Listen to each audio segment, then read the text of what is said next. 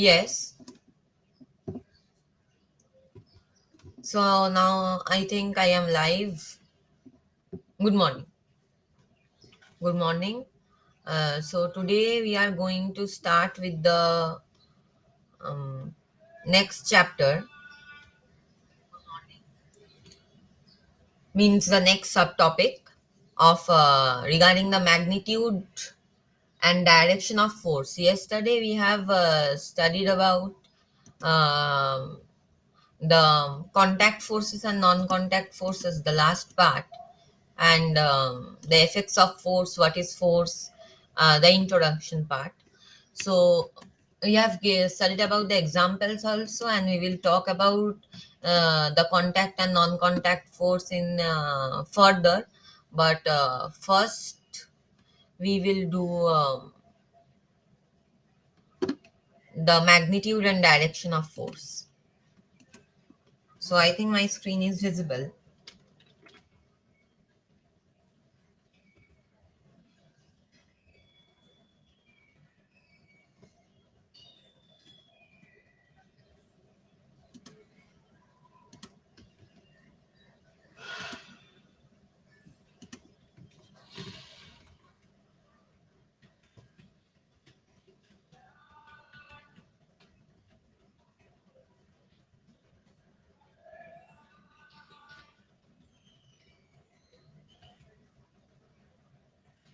Magnitude and direction of force. So by this term, we mean that um, a force can be large or small, and the magnitude tells us how large or how small is the force. So we can say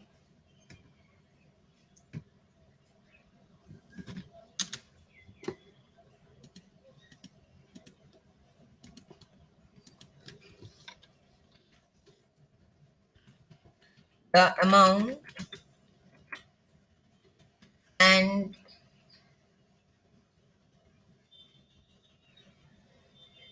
the strength of force is called magnitude. Okay, so the amount and strength of force is called magnitude.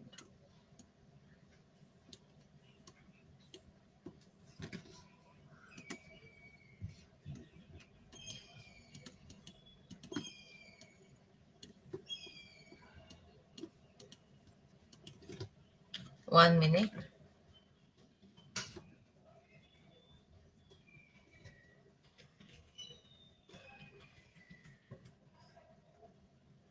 Yes. So the magnitude of force um, is generally shown by a straight line. It means greater the length of the line, the more is the magnitude. The direction of force is shown by placing an arrow head over the line pointing the direction in which force is acting. So now I am showing it. One minute. I don't know how I will show it here.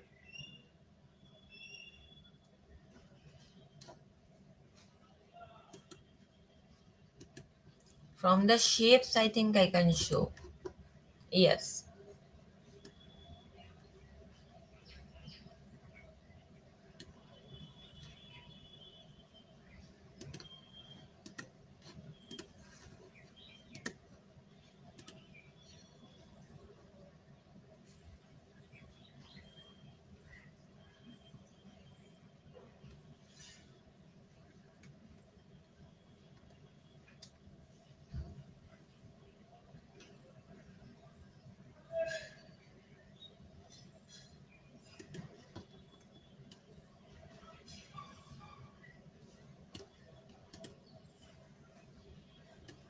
means sorry, actually I am not able to show it here. I am showing it in another window.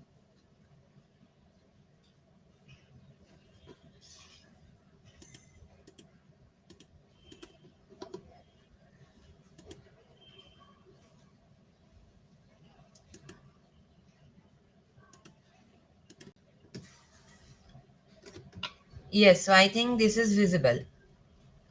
Here I am showing mm,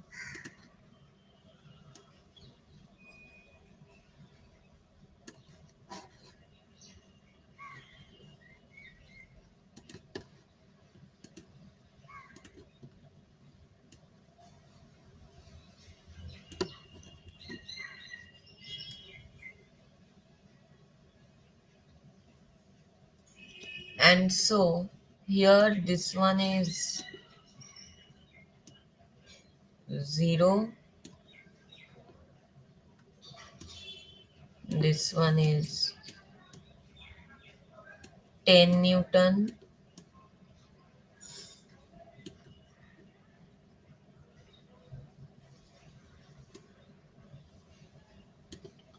this one is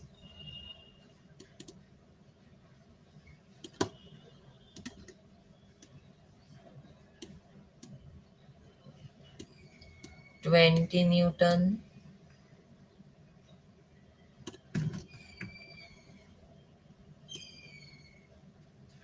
this one is 30 Newton,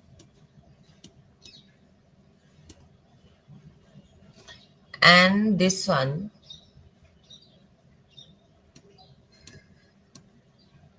is 40 Newton. Okay. So from 0 to 40 Newton I have done. And now um, this thing I am writing here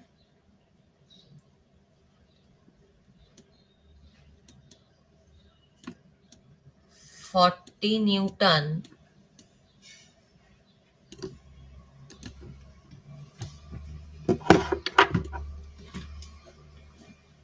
force acting towards east.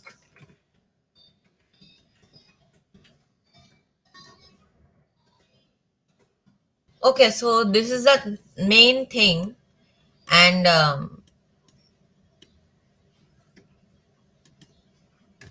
what happened? Yes, now it's okay. So this is the thing, and 40 Newton force acting towards east. Now, yes. So the here the direction of force is shown by placing an arrow. Okay, placing an arrow head over the line pointing the direction in which the force is acting. Okay, same I am doing with one more here.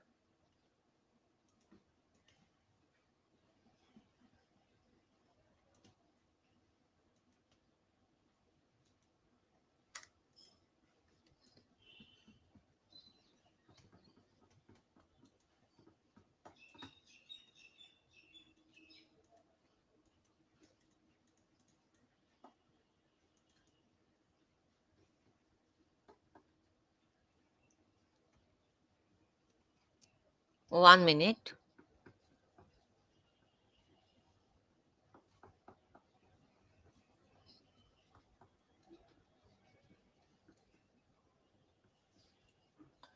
So here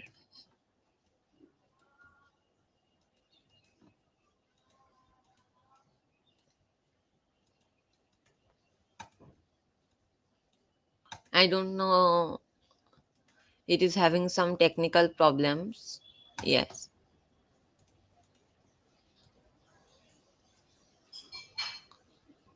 this thing and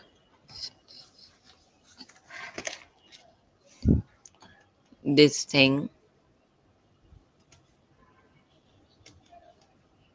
Okay, so this one, and I am drawing an arrow here. So we can understand where the force is acting. This one is south, so this one is southeast. So here 0, 220 Newton, 40 Newton, 60 Newton, 80 Newton, and 100 Newton. So I am also numbering it 0,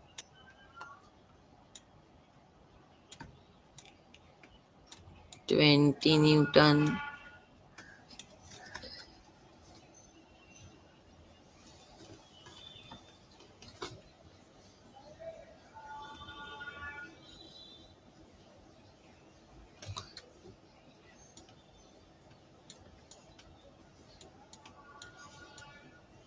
40 Newton,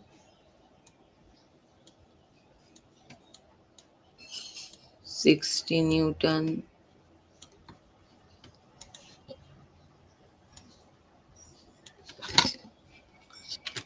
80 Newton,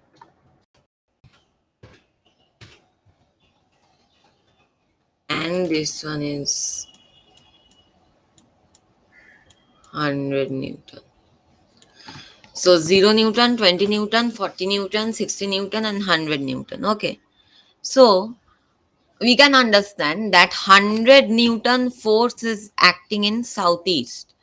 So I am writing here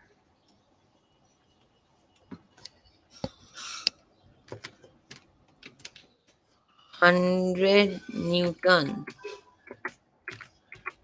force is acting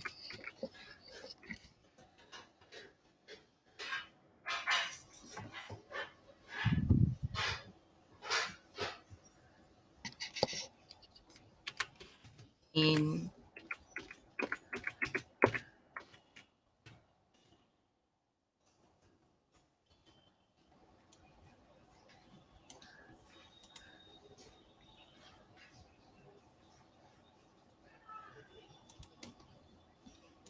Okay, so we can understand that 100 Newton force is acting in southeast.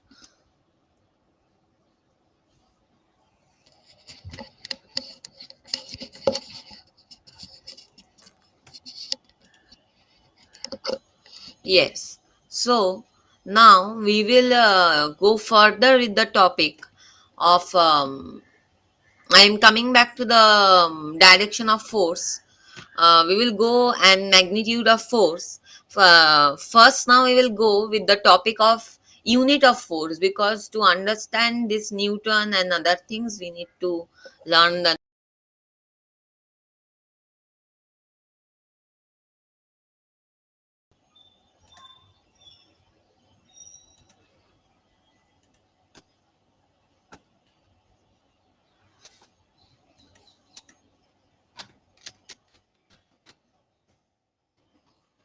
I think the screen is visible now. Yes, the screen is visible. Am I audible? I am having connection issues in my stream, so I am waiting for a few seconds. Notification came to me that I am having connection issues, so I am waiting for a few minutes, for a few seconds. Sorry.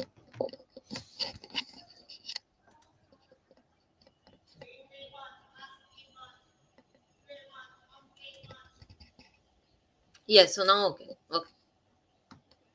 Now, unit of force. So, we need a very small force to lift our science book. However, when we need to exert more force to lift our school bag, now we cannot use the terms a small force or big force, right? So, a very big force, also we cannot use this kind of term. So, for describing the force required to lift an object, Thus, some unit is required to describe small forces or big forces or very, very big forces. The unit commonly used for measuring force is called kilogram force or kilogram force. Sorry. So now I am typing this. The the unit commonly used for measuring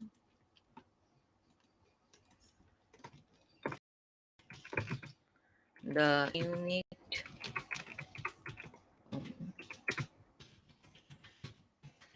used for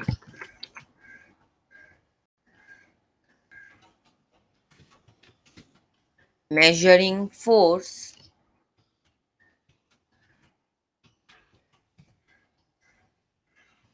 is called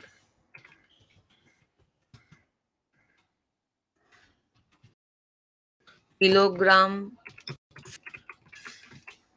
Okay. And in brackets, I am writing symbol KGF.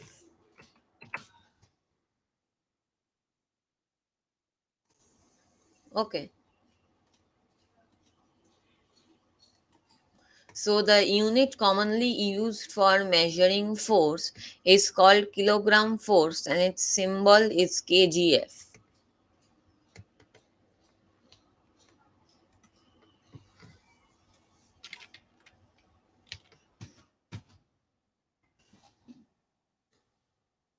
Now, how big is the kilogram force? It is a force required to vertically lift a body having a mass of 1 kg. In other words, we can say the force of gravity acting on 1 kg of mass is 1 kilogram force. So we can say the force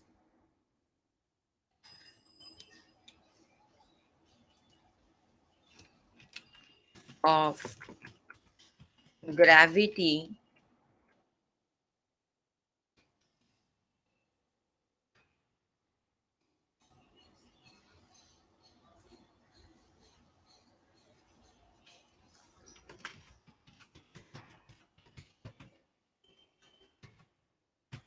acting on 1 kg mass is 1 kilogram force. Okay. I'm having some connection issues, so my presentation is a little bit hazy. I think that my presentation is a little bit hazy, but it's okay. Okay. So, however, for measuring smaller forces, the unit is gram force. Okay. If we want to measure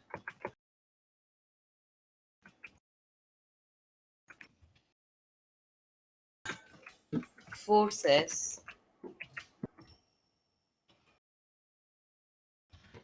gram force is GF. Okay. Now, as one gram force is the force required to lift a mass of 1 gram vertically. Okay. So as 1 kg mass is equal to 1000 gram, therefore I am writing here 1 kg mass is equals to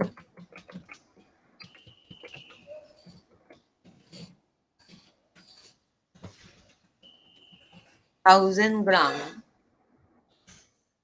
force. So 1 kilogram force is equals to 1000 gram force. Okay, so 1 kg equals to 1000 grams. So 1 kilogram force is equals to 1000 gram force. In SI system, the unit of force is called Newton. Its symbol is N.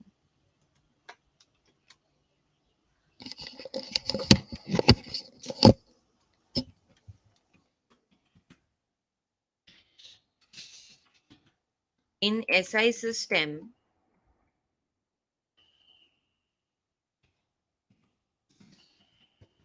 the unit of force is called Newton and its is Newton. N. Okay, symbol is N. Now, it has been found that 1 kilogram force is equals to 10 Newton.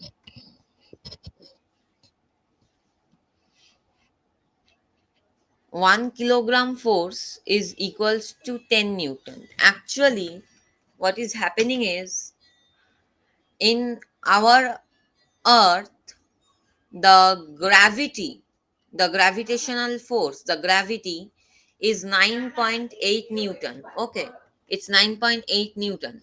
So we can say gravity of earth or 1 kgf equals to 9.8 Newton. And we can also say 9.8 means 9.8 10 Newton.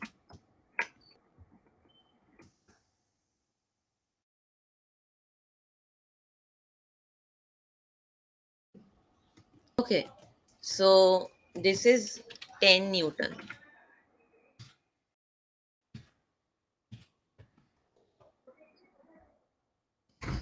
Okay, so uh, thus we have to lift a mass of 1 kg vertically. The force required in international systems of unit is 10 Newton. 10 Newton of force is needed for lifting masses of 1 kg, or 10 Newton force is needed for lifting masses of 1000 grams. So therefore, 1 Newton force is needed for lifting masses of 100 gram. Thus we can define Newton as we can define Newton as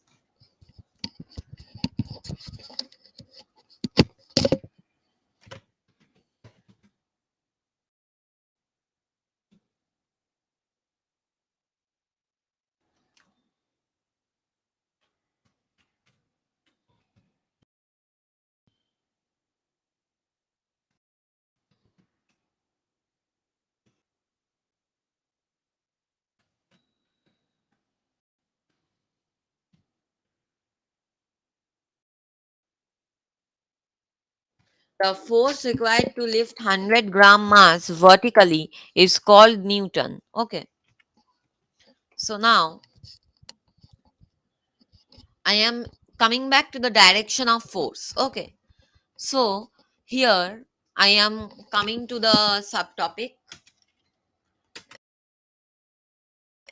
Another subtopic, direction and magnitude to the topic, or subtopic also we can say.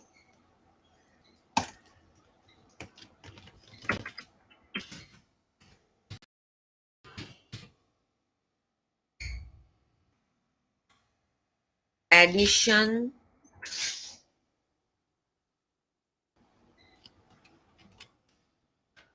of forces.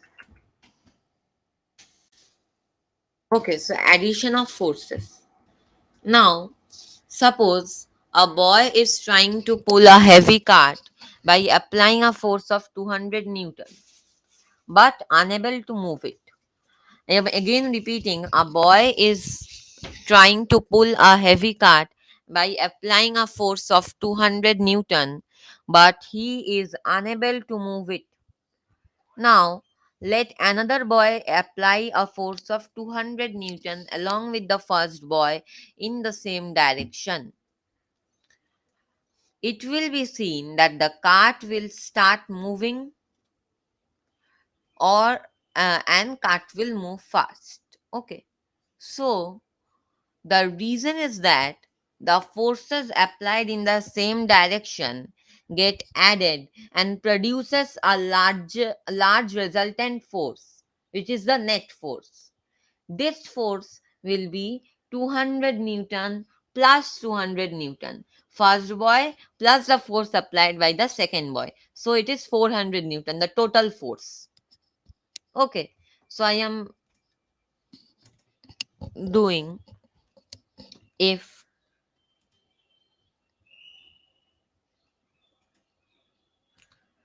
this is the car or something like that, it has wheels,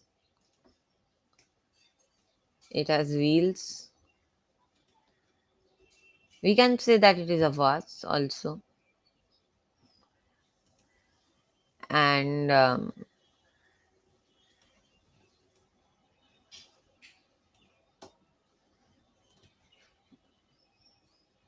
it has door,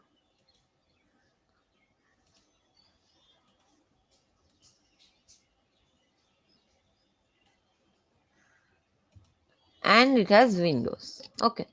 So this is a bus. And if I say that a boy is applying a force, a boy is applying a force of 200 Newton and trying to move the bus, what will happen? The We will be able to see that 200 Newton, 1 minute.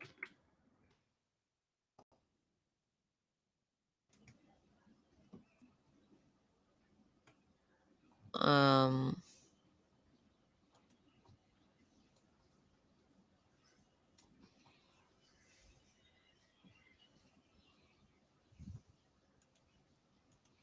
okay, so 200 Newton. This is the arrow, and here is 200 Newton. A boy is applying. Now, but the bus is not moving actually. So another boy comes and he is also applying. 1 minute, what happened? 1 minute, there is some technical issues.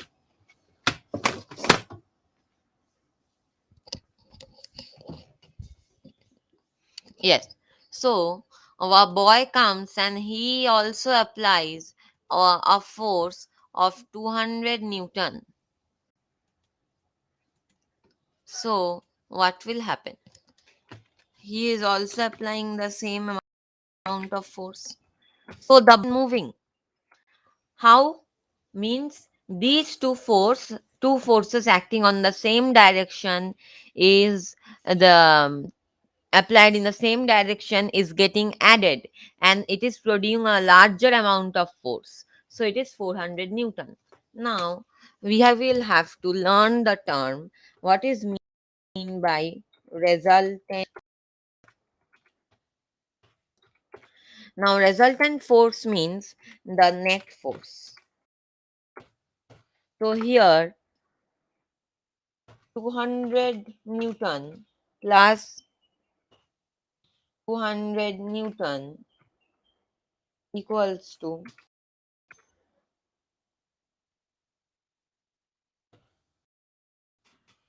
400 Newton.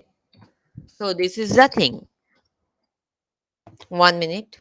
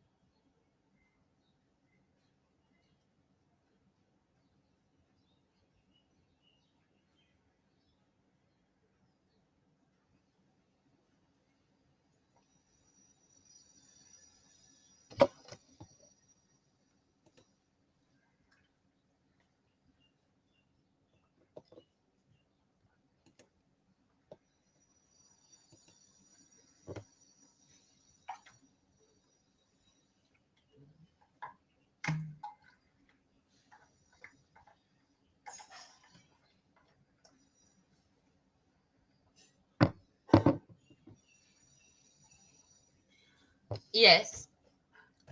So now I think I am audible. There was a technical glitch, and so now we have learned about the addition of force, and now we will go further with our topic, which is cancellation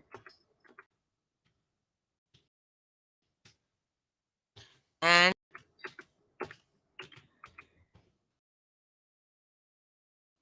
subtraction of forces.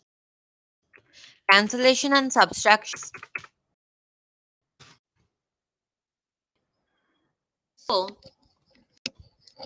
if two boys pull the cart, um means the bus, this bus, if two boys pull the bus in opposite direction with a force of 200 Newton, it will be observed that the cart will not move at all. Why? Because the resultant force, means the net force, becomes zero as the forces, being equal and opposite, cancel each other. So, I am giving 1 minute. If this is the thing, I am not drawing so many things like the previous one. I am just giving the concept by drawing it. This is the arrow, and this is the arrow, means two forces are being acted on the opposite direction, and two forces are same. It is 200 Newton, and the other force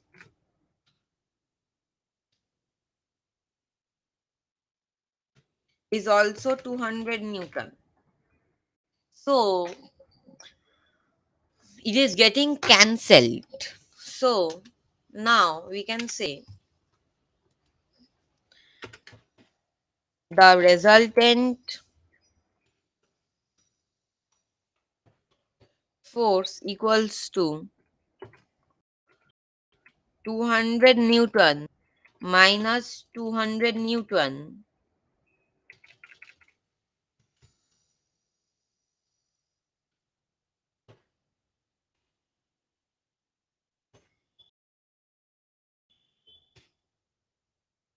zero.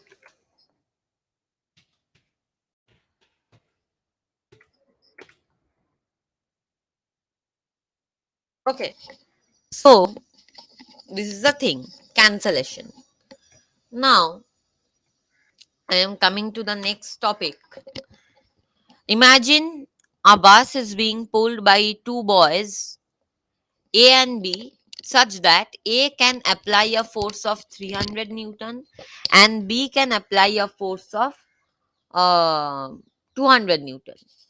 So the net force or the resultant force will be the difference of the forces and will act in the direction of the bigger force. So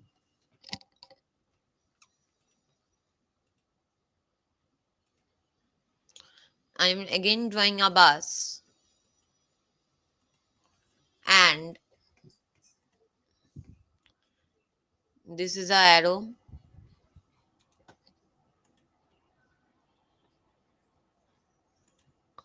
and this is also a arrow. Here 300 Newton.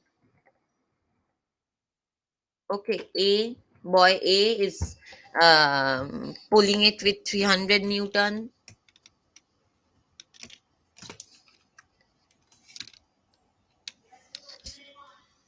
and here B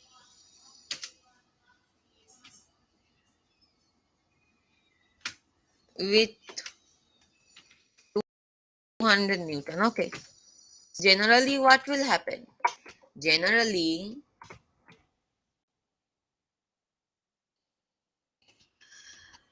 the resultant force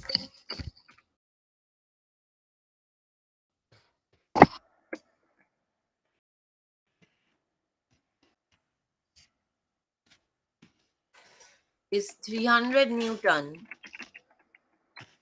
minus 200 Newton, which is 100 Newton, and will act in the direction in which A is pulling, because 300 Newton is greater.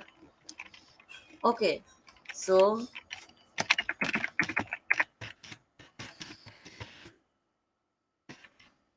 will act in the direction of A.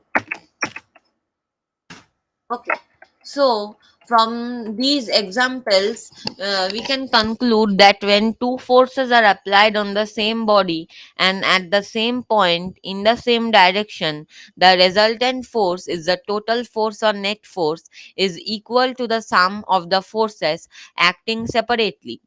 The direction of the resultant force will be the same as each of the force.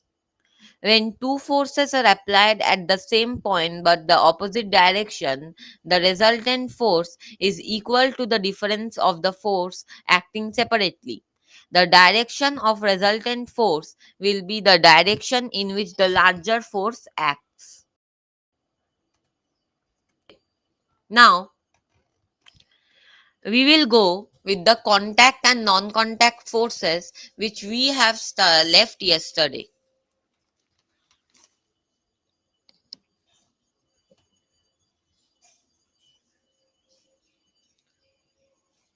One minute.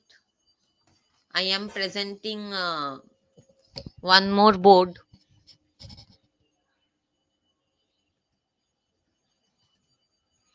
I think the board is visible. Yes, it is visible.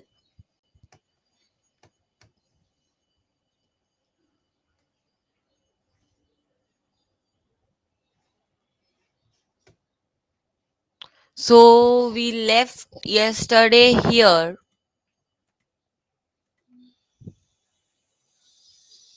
Here we left that non-contact force, forces which do not make a direct contact. This. Yes. So first we'll go with the contact forces. First we'll go with the contact forces. So in contact force,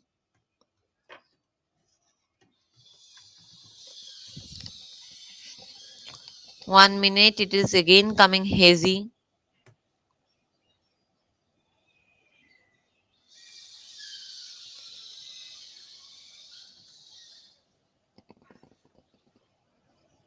I think now it is not coming hazy.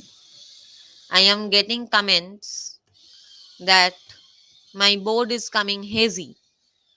I don't know, there is some technical networking issues, but I cannot do anything about this.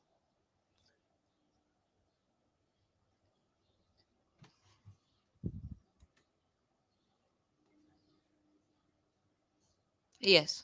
Okay. Okay. Okay. Okay. So, about contact force. Contact force, we have first the muscular force. We know that all living beings need some energy for living. This energy is converted into force for doing various activities in our daily life. The force is essentially produced by the muscles of living beings. So, muscular force is the force produced by the muscles of living beings.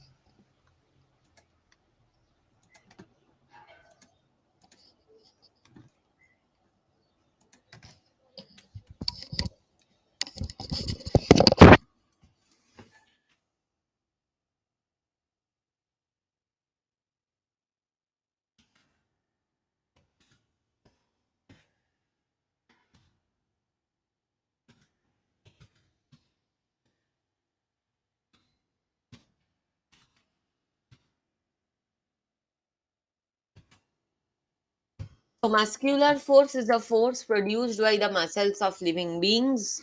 Now, frictional force.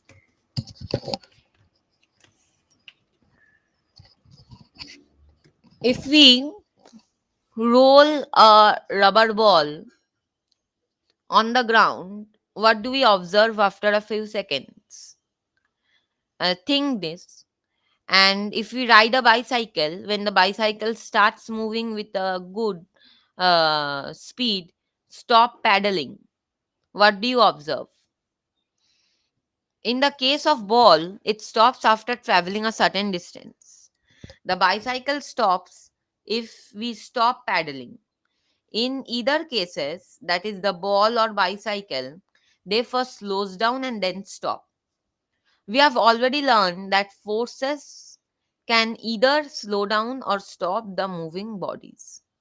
Therefore, there must be some force acting on the ball or the bicycle which stops them. This force is called the force of friction. It is produced it is produced when an object moves in contact with another object. In the example of the ball or the bicycle was in contact with the surface of the earth. So, we can conclude and we can say the definition of frictional force as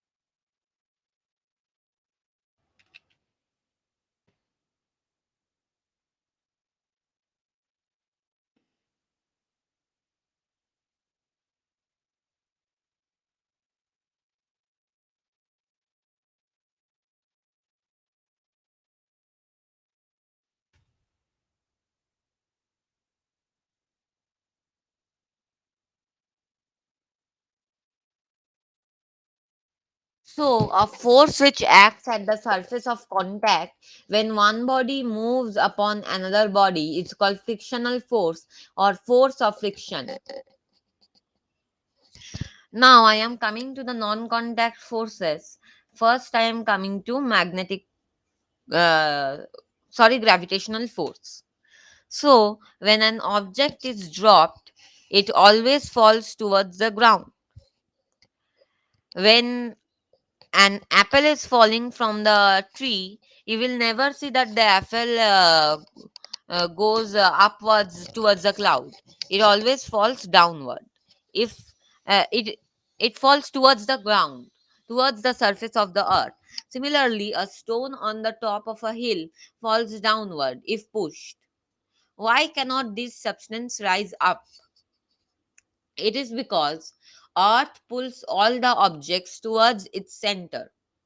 The pull exerted by the earth on the objects is called force of gravity or gravitational force.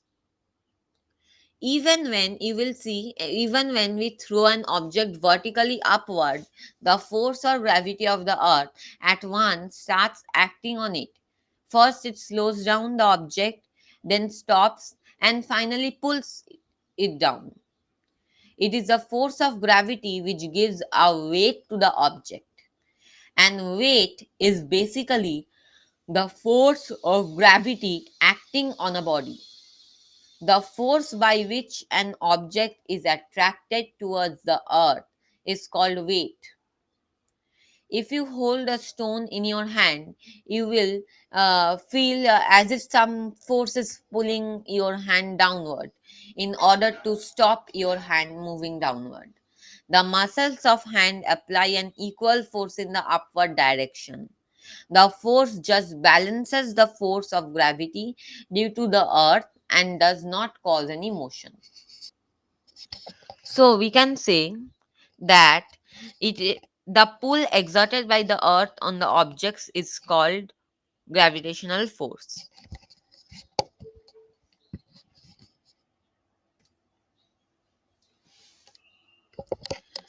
I am not writing the definition, I am only telling the main points are given in the board. I am coming to electrostatic force. Now, electrostatic force is another kind of force which we can push or pull tiny objects. When um,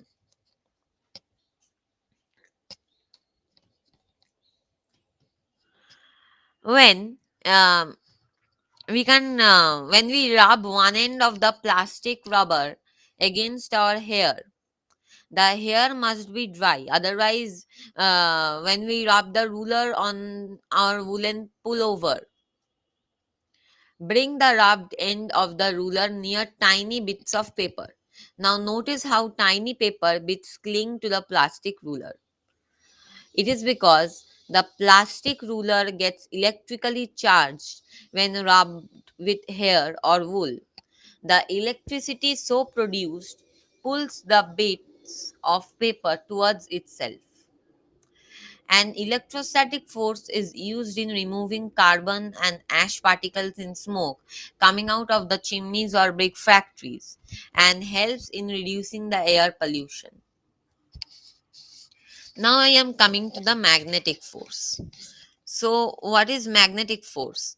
Magnetic force is substances like iron, steel, cobalt, nickel, when placed in a coil carrying electric current, develop a strange property of attracting tiny bits of iron or steel towards themselves. We have seen this, isn't it? So, similarly, um, the strange property of some substances to attract iron or steel objects towards itself is called magnetic property. This substance, which has the property, is called a magnet. As the objects or of iron or steel move towards magnet, therefore we can say that they are acted upon by the force of magnet. So with this we have finished the chapter 4, and this was the part 2 and the last part of the chapter. Okay. So bye.